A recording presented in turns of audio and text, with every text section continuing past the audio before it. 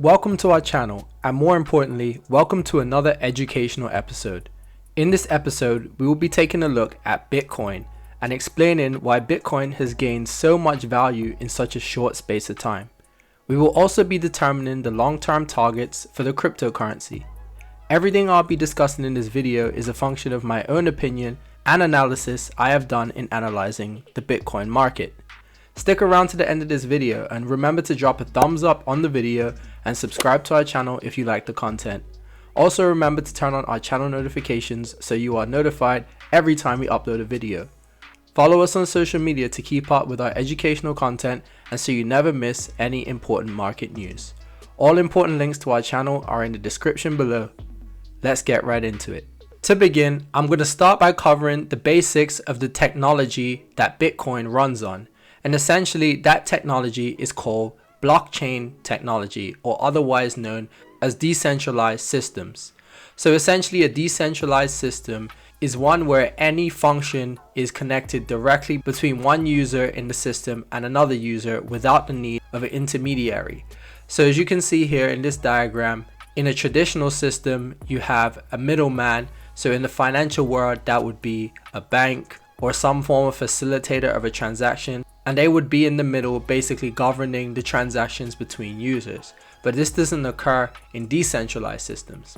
Another way of looking at it is explained here in this diagram in regards to the financial system, is that you have you, the person who's trying to send money to someone else. You would go to your bank, and then the bank would utilize some form of interface that connects your banking information. So for example, a credit or debit card, Venmo, PayPal, Cash App, or you name it, and then they would send it to the bank of the receiving person before it gets to the person who it's intended to. So as you can see, there's a lot of middle steps within this process just to send money between two people.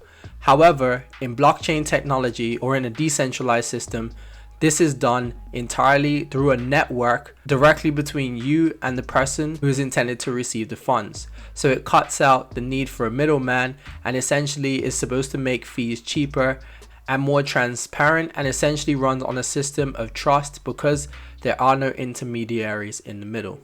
Now that we've covered the basics of blockchain technology, which essentially governs Bitcoin and the way that Bitcoin is used, I'm going to cover the specifics about Bitcoin, the cryptocurrency.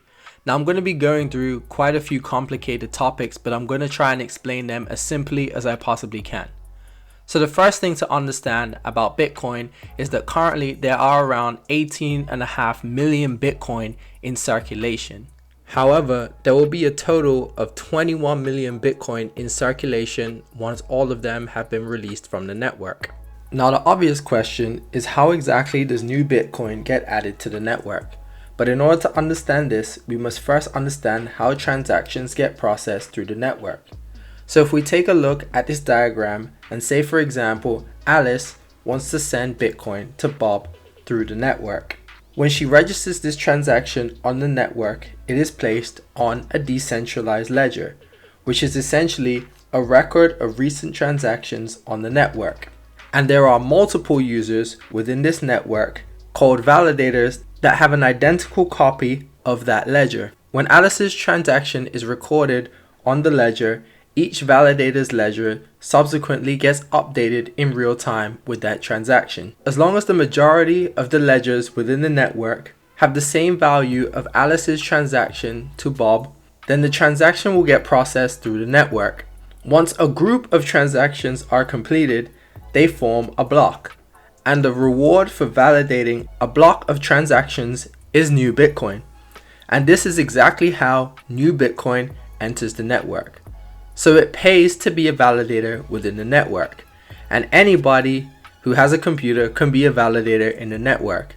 And you have probably realized by now that the more validators there are in the network, the safer the network becomes, because it's a lot harder to compromise 1,000 computers than it is to compromise 100.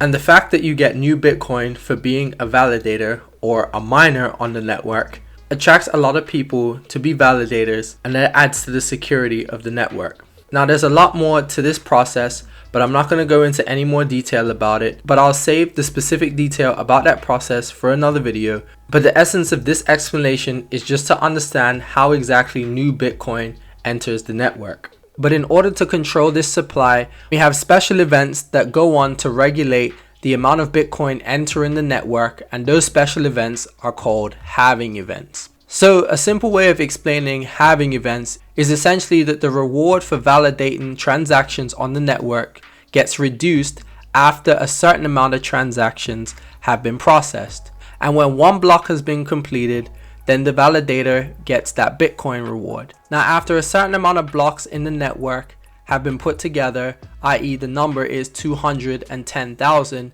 then we have a halving event that reduces the number of Bitcoin reward for validating each block. So as you can see here, when Bitcoin was launched in 2009, there was a 50 Bitcoin reward for validating each block in the first 210,000 blocks. And at that point, over that 3.5 year period, around 10.5 million Bitcoin were mined. But following the first halving event in November 2012, that reward was reduced to 25. It was cut in half, hence the name, the halving. And as a result, in around the same 3.5 year period, there was only 5.25 million Bitcoins mined. And so as you can see, this number consecutively reduces each time there are 210,000 blocks added to the network. So with that being said, the latest halving event occurred this year on the 11th of May, and the block reward was reduced from 12.5 Bitcoin to 6.25 Bitcoin. And it's estimated that in between this period, there will be around 1.3 million Bitcoin mined. So as you've probably realized by now, that means that there's an ever shrinking addition to the supply of Bitcoin. And then if we're capped at 21 million Bitcoin, then it's estimated that around the year 2140 is when the last Bitcoin will be mined. So I hope I've done a good job at explaining exactly what the halving event is and how that affects the new supply of Bitcoin entering circulation. The halving is an important concept because this concept has generated models that's predicted how the price of Bitcoin will vary as a result of this reduced supply of new Bitcoin entering the system. And one of the most widely used models produced by this event is called the stock to flow model. So if we move over to a stock to flow model chart, we can see here a general uptrend in the price of Bitcoin. But what I'm going to do is try and explain this chart in a simple way so that you can understand exactly why there is an uptrend happening.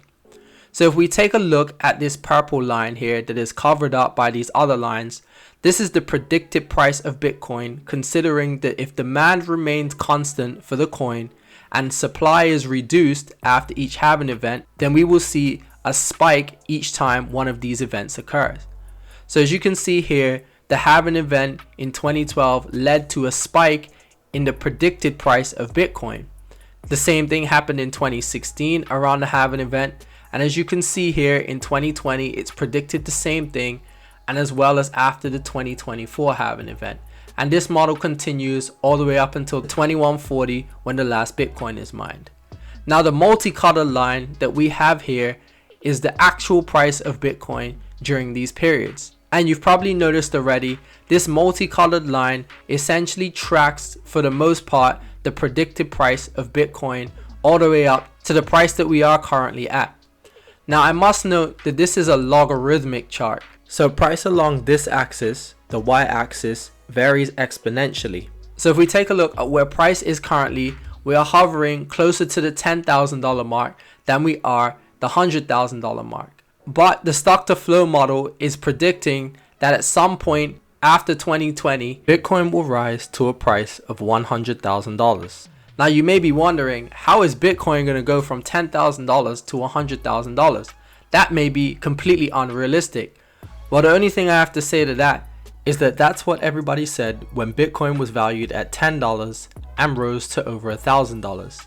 And subsequently when Bitcoin was valued at around $400 and rose to around $19,000. So if we've got data showing us that the price of Bitcoin is likely to go up, then a lot of people at that point in time may not believe it But if this model is gonna hold true, then we could be looking at $100,000 Bitcoin sometime in 2021 or 2022. So what I've done here on a Bitcoin price chart dating back close to when Bitcoin was founded is that I have marked up the price chart following each halving event and analyzed how price varied following this event. So if we look at the 2012 halving event, the first halving event, Bitcoin's price was holding steady around $10.78. And about 6 months following the halving event, Bitcoin saw its initial price push up to around $250, around a 2,500% increase in price. But price didn't stop there. Price pushed all the way up to a maximum value of around $1,150.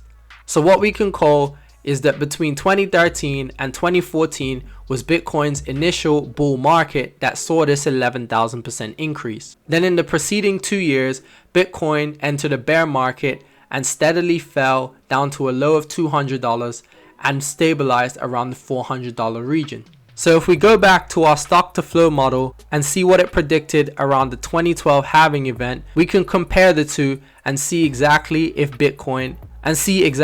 Bitcoin held up. So the model predicted that in the end of 2012, price should shoot up to stabilize around $100.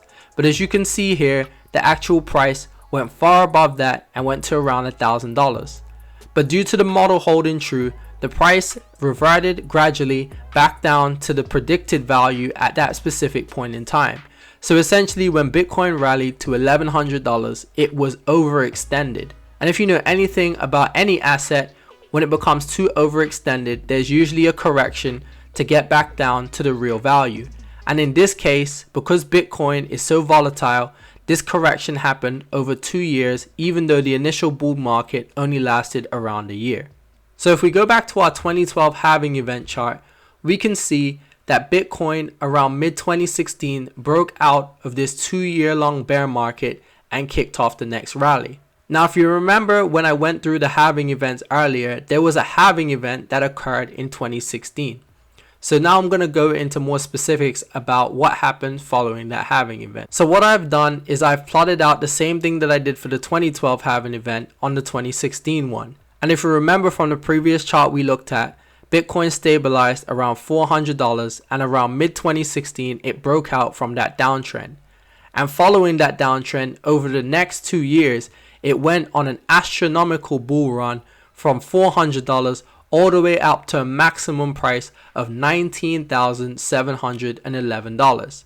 And if you remember anything about the Bitcoin craze in 2017, then you'll know that a lot of people were buying into Bitcoin because of how fast Bitcoin was going up.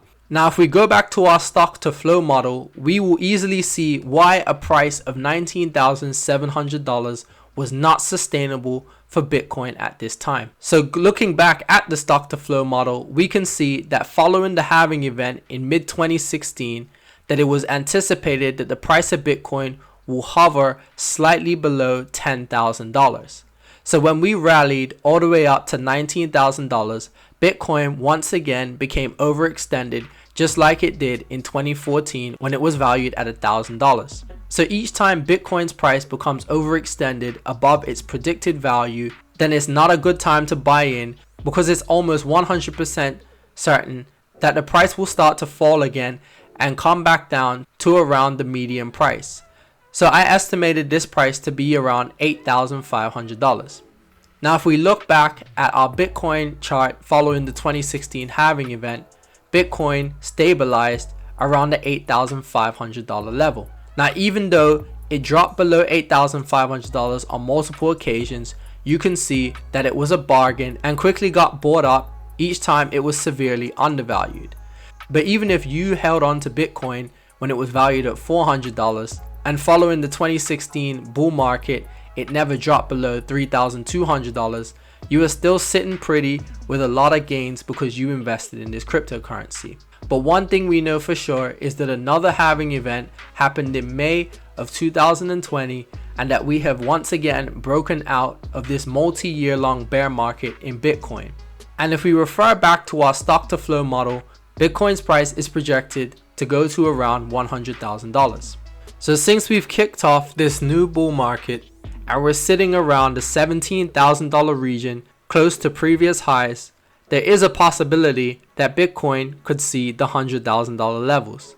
You see, in markets, history tends to repeat itself, and me as a person who is constantly analyzing both the history and the performance of markets can clearly see that there's a pattern that keeps on occurring each time Bitcoin has a halving event.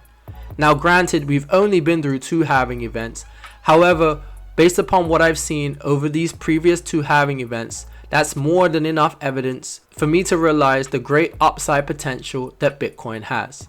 Now of course, there's this possibility that Bitcoin will never reach $100,000, and in my humble opinion, I seriously believe that the upside reward heavily outweighs the downside risk of investing in this cryptocurrency.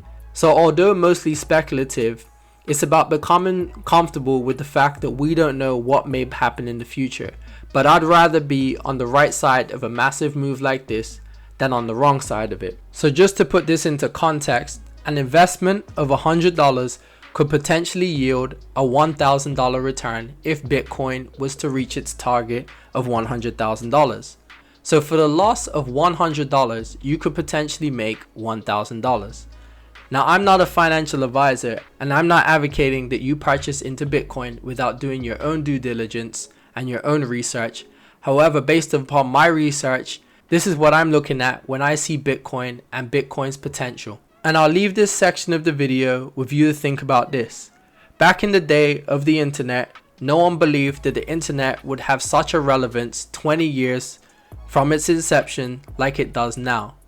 So just like the internet was speculative back in the late 1990s and early 2000s and has become mainstream now, I believe Bitcoin is on the same trajectory. So I'll leave the choice in your hands. Now I already know that I've dragged this video along for quite a long period of time, so rather than continue to bore you about Bitcoin and my bullish view on Bitcoin, I'm going to end the video here. But what I will do is I'll create a part 2 to this video explaining all the Bitcoin fundamentals and why I am very bullish on Bitcoin. Now arguably the fundamentals are a lot more important than the technicals, which is what I've gone through in this video. But with that being said, if you've enjoyed this video, help us out by supporting the channel and dropping a thumbs up on the video and clicking that subscribe button. Thank you to everybody that took the time out to watch the video in its entirety. Thanks and peace out.